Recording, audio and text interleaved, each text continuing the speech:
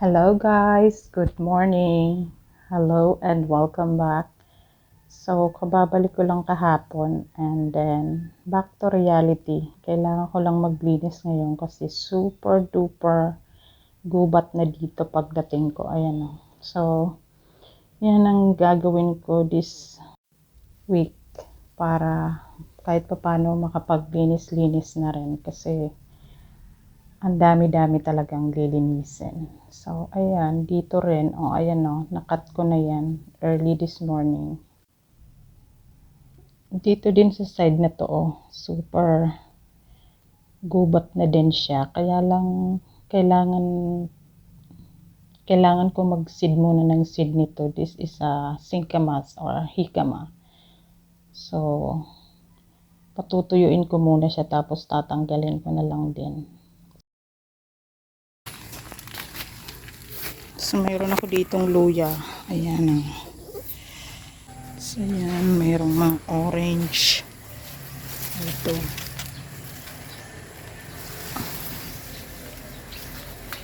Ayan.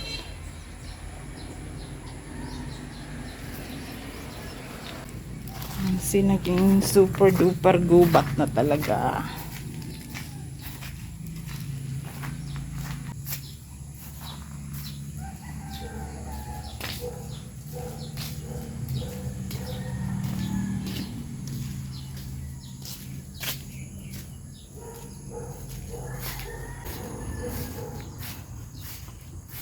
So, ayan.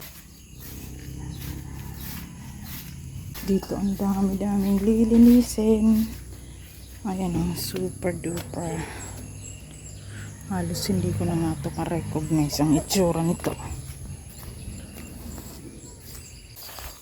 Lingawan ko na kadi madali na kadi magpuan. Di na basta nga di naiinitan. Ayan na. Ay, alam ko na swiba. Di ron boting mako. So, ayan na nga, umulan na naman. Pero naputol ko na yung papaya dyan. And then, pati yung kahoy dito, naputol ko na rin siya. And then, ito yung luya ko dito sa side na to. Ang taba niya. Ang ganda. Wala nang ulan. Pwede na mag-garden ulit. So, ito, nakahingi ako ng Hawaiian tea plant or kilala dyan sa taas namin.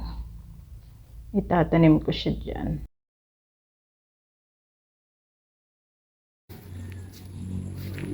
Tapos dito yung mga perennial peanut ko. Ayan. Ang ganda. Tapos dito, nakapaglinis-linis na din ako dito ng konti. Konti-konti lang kasi talagang back to zero. Back to square one tayo ngayon.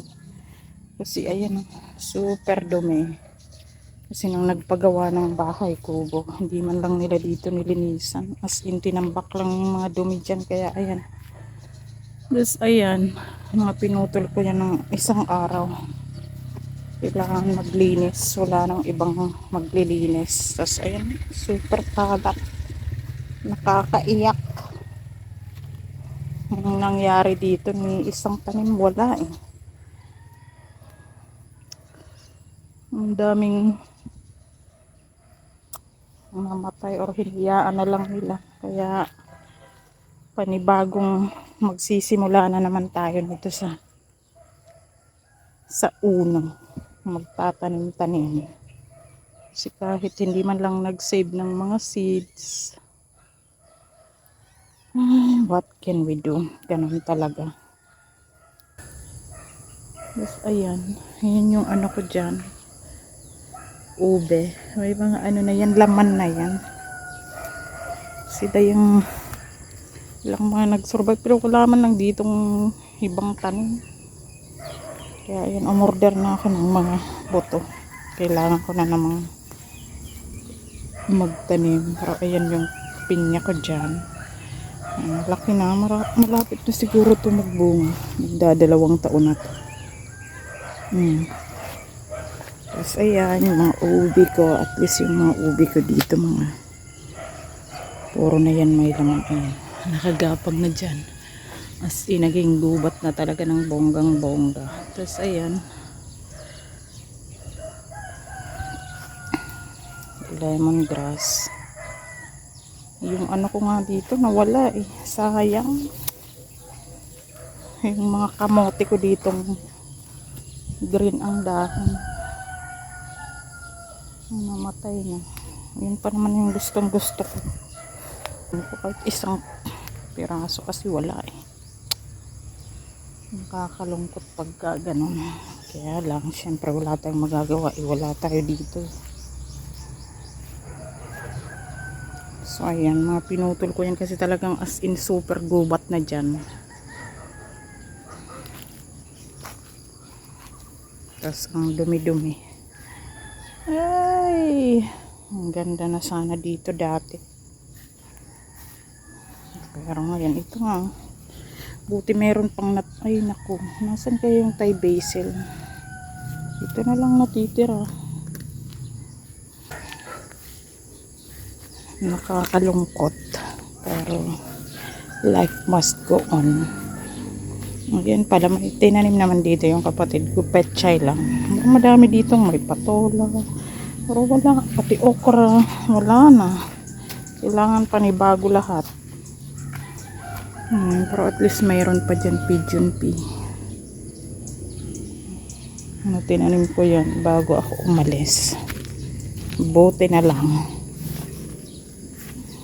Yung ano nga dyan, yung gabing tinanim ko, tinabunan nila ng basurang ganito. Sayang. Ayan na, puro na basura. Ay nako. Tapos pati dito sa harapan, ayan na. Pinutol ko yung mga damo kahapon kasi super tataas na. Hindi man lang. But anyway, dito na tayo kaya pakunti-kunti kong lilinisan yun. Ito, hiningi ko to dyan sa taas. Ayan, kasi gustong gusto ko yung kulay nito. Pink na pink. Pwede itong ilagay ko dyan pang bakod-bakod. Kasi nasira na din yung bakod dito kasi nga ginapangan na ng mga kung ano-anong mga damo dyan.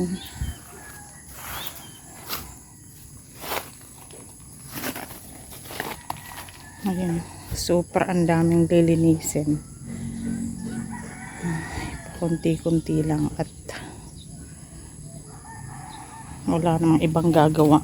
Pati yung ano dyan, no, yung guyabano, namumulaklak pa naman yan. Mabuti. Kaya pinutol ko na yung mga vines na nakagapang kasi as in talaga. May bunga, namumulaklak pa naman. Sayang.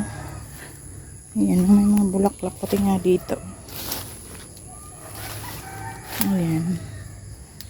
So yan ang nangyari dito pagka iniwanan mo ng matagal. 4 months nga lang yun. Ano pa kaya kung mas matagal? Ewan ko na lang. But anyway,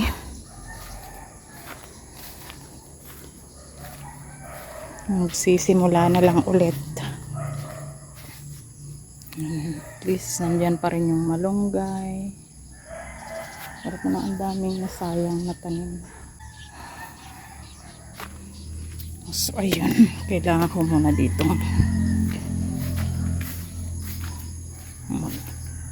linis. Ayan na. So mas maganda talaga pala yung luya na hindi masyadong nauulan. Kasi ang lago niya as compared to dito na nauulan na. Ang liliit. Yan lang. Ayan.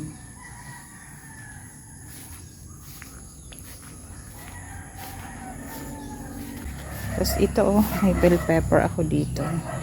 Bell pepper ito pero nung yung galing lang kasi ito sa palengke na buto. Pero ay, oh my god, oh my god.